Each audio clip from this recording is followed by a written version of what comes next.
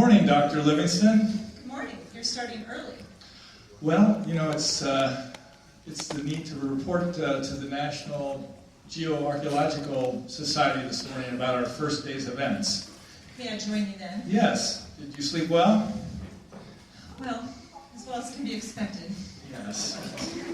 All right. When you're on an expedition, you know. Yes. Well, it's rather intense. I did hear the animals last night, all kinds. Oh my gosh. Flora and fauna. I don't know. Yes. Oh my word. All right. Well, let's compose ourselves because we will be broadcasting worldwide. You had okay? All right. Very good. Okay. Are you there? Are you there? Yes. Can you see us? Can you see us? National Geoarchaeological Society. We're reporting from the middle of, well, we don't know exactly where, but we're reporting from there.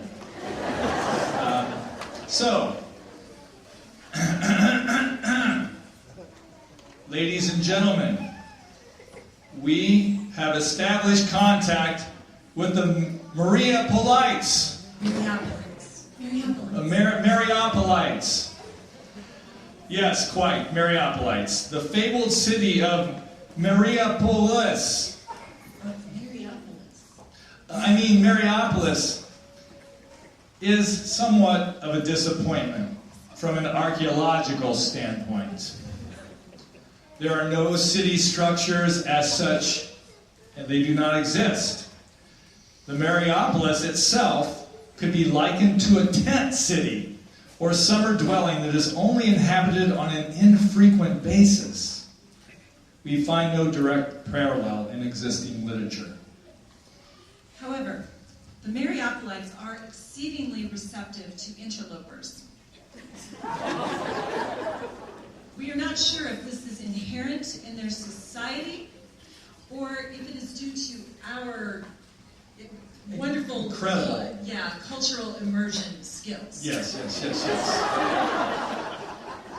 Our timing in the arrival at the Mariapolis was unusually fortuitous. We were almost immediately introduced to a fascinating artifact used in a ceremony they term rolling the cube of love. Could we have, can we bring up that photograph here? We're bringing up the photo. We have a transmission.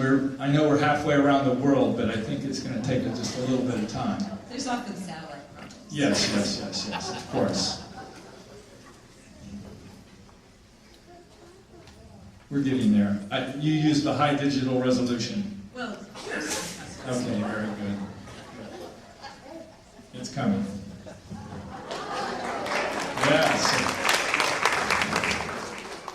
Yes, can we see that? Is the lights, can we bring the lights down up here? Yes, just to make sure the transmission is well. Very good.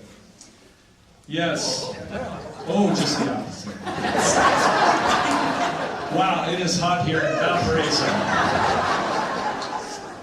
Okay. The cube of indeterminate composition is approximately 0.5 meters on each side and is marked with symbols and words that appear to have intrinsic meaning to its inhabitants. We have documented this cube of love for further study. Well, I tried to really insert myself into this. Quite. Yes, so we have another photo to transmit. Yes. A couple of photos. Yes. There I am, okay. I donned native attire to more closely observe the inhabitants in their daily milieu. They're young. Next slide, Lori. I'm putting the next slide. Thank you. Okay. They're young, engaged in an intricate activity that involved running at high speeds in one direction running at high speeds in another direction. Some of the participants wore brightly colored cloths wrapped around their heads or other parts of their body. And some carried sticks. Yes, we have one we spied through the forest. Yes. She was quite footed. Footed. Yes. Well, anyway, some carried sticks that also had similar bright colored cloths attached thereto. At intervals, a whistle would blow, and some type of hydration was ingested Yes, by all participants. Oh, you can see that some wore strangely colored clothing with animal faces, some ancient kind of symbolic gesture. In fact, if we look at the next slide, these occurred in groups.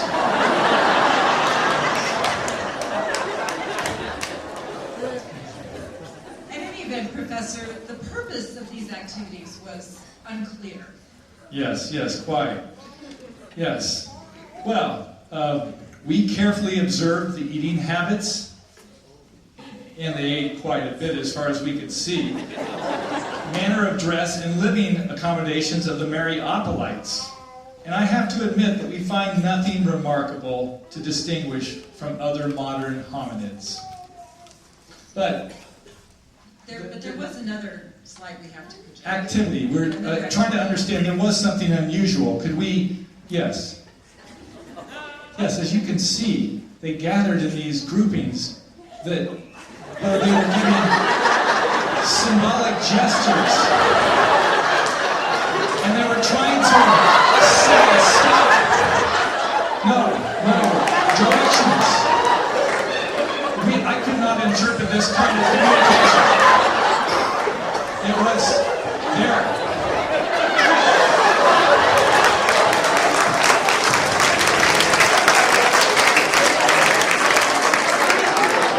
Actually, Professor, we have no idea what that is. No, none at all. But another strange custom we noted was after their midday meal, they gathered in groupings of 10 to 15 and sat in circles. The elder helpfully explained, however, that... I believe his name was Sylvan. Yes, I think that's correct. That the purpose of these gatherings was to exchange transcendental experiences of significance. I found that very helpful. Yes. The way they gathered in circles reminded me of the Anasazi southeast western Indians around the Kiva, where they prayed. Yes. Quite unusual. Yes, good corollary. Yes, thank you. Oh, yes. Well, the most puzzling behavior came near the end of the daylight hours, when the sun was setting, when the Mariapolites gathered in a large field and formed geometric patterns. Strange, the design of which was not visible from the ground level. It was almost like reminiscent of crop circles or Native American burial mounds. The meaning of these glyphs was not explained, but as you can see, there were several. There was a circle. The next slide. This is a pattern of parallel short lines attached to a longer straight line. It was not aligned with any star pattern that I saw. No. But next slide. Oh, yeah. two converging straight lines where they turned and waved toward. I believe that's the south. I didn't understand that. No. And again, these patterns, they're all varied and different. The unusual thing was I heard sounds coming from these patterns. One was like a honk, honk, honk. And then there was this ribbit. I don't understand. And there was no pattern to it. Even when you looked at everything together, the patterns I don't understand what that... I can't understand it. No, I think we need to send it to cryptography for decoding. Yeah.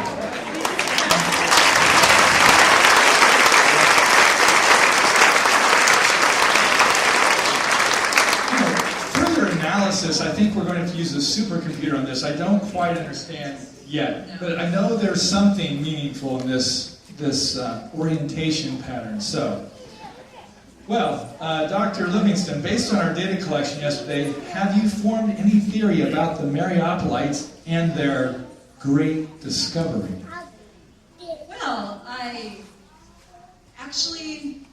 no. I have to admit, I am as puzzled today as I was when I arrived yesterday. Oh my gosh, I'm surprised to hear that, Dr. Livingston, because I have a theory. Really? Yes. Are you ready to share your hypothesis? Yes, I am. Yes, quite. Based on what I observed yesterday, I believe we are witnessing a phenomenon with ancient roots, but informed by modern sensibilities. Something completely unexpected, and surely to land our article on the cover of the most prestigious journals. A neo-ancient Egyptian society. This is what I believe we have here. Really? That's stunning. How did you come to this conclusion? Well, the pervasive use of symbols and lithography transmitted through many media, the cube of love, the so-called games, which culminated in the formation of these strange geometric patterns, the penchant to use acronyms to explain complex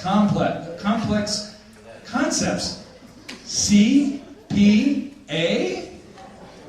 CPA. I don't understand it. Yeah, no. But if I could read my script, I Yeah. could tell you. I think we experienced a lunar eclipse in the middle of the day. Yes. Oh, there it is. But, Professor Stanley, the ancient Egyptians were a highly hierarchical culture. We have detected no sign of a ruler or royalty. In fact, everyone from the youngest to the oldest seems to be treated with respect. They do not seem to be concerned with socioeconomic class or even country of origin. And besides, how does your theory shed light on the great discovery of Kiara Lubick? All right, Dr. Livingston. I must admit you are correct. My theory is incomplete at this point, but maybe another day of close observation will bring new insights. Hi, professors. How did you sleep? Hello. Oh, very well, thank you. We really do have rooms for you guys in the dorms. I mean, especially after all that rain last night, and maybe you guys quite aren't young enough as you used to be to sleep in these tents. Speak for yourself, sweetie. Yes, I find it are fit for our age. Well, we came to see if you wanted to help us perform our ritual of rolling the cube of love. Yes, we roll it You every mean day. us? Yes, we roll it every day so we know what to live for that day. Yesterday we were living love the neighbor, or love the other as yourself. We tried to put this into practice all day. But whether we succeeded or failed, we can start again and roll the cube to help us live another point in the art of living today. So, rolling this cube is not purely a ritualistic action, but has some influence on your actual behavior. This is something I had not considered. Behavior. Sure, I'll help you roll it. Okay. Now, what's the probability that we'll have to do the exact same thing we did yesterday? Well, I believe, how many sides do we have? I believe it's 1 in 6.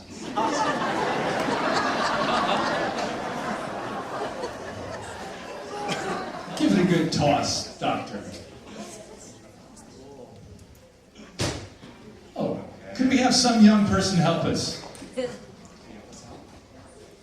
you read it to us? Love Jesus and the other. All right.